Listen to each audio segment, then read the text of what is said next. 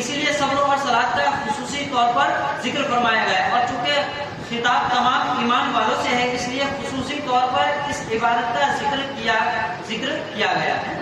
جب اب یہ چیز ذکر کس چیز سے ہے؟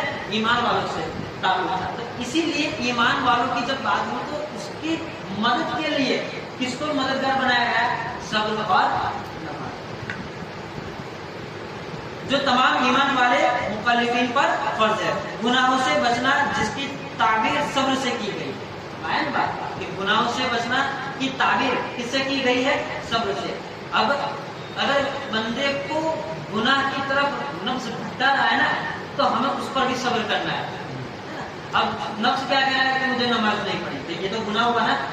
نفس کہہ رہا ہے کہ جھوٹ بول لے بچ جائے گا، ہے نا، یہ حقیقت میں یہ دکھاوے کے طور پر عارضی طور پر بچ رہا ہے، لیکن خدا کی بارگاہ میں اس کی پکڑ ہو رہی ہے۔ لیکن اگر وہی وہ صبر کر لیتا ہے نا، چاہے دیکھا جائے گا لیکن میں جھوٹ نہیں بولوں گا، جو سچ ہے وہی کہوں گا، اس کے آگے جو ہوگا انشاءاللہ خدا کی مرضی دیکھا جائے گا، میں صبر کروں گا، تو انشاءاللہ اس پر اللہ کا فضل نازل ہے نا۔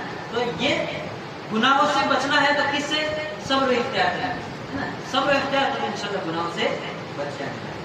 ہر مومن پر فرض کیا؟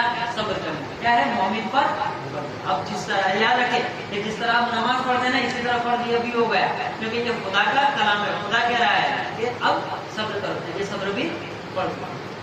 اسی طرح نماز میں بھی سب پر، اسی طرح نماز بھی سب پر فرض ہے، بخلاف زکات کے، ہے نا، نماز بھی سب پر فرض ہے لیکن زکات سب پر، کیونکہ صرف صاحب نصاب پر فرض ہے۔ کس پر؟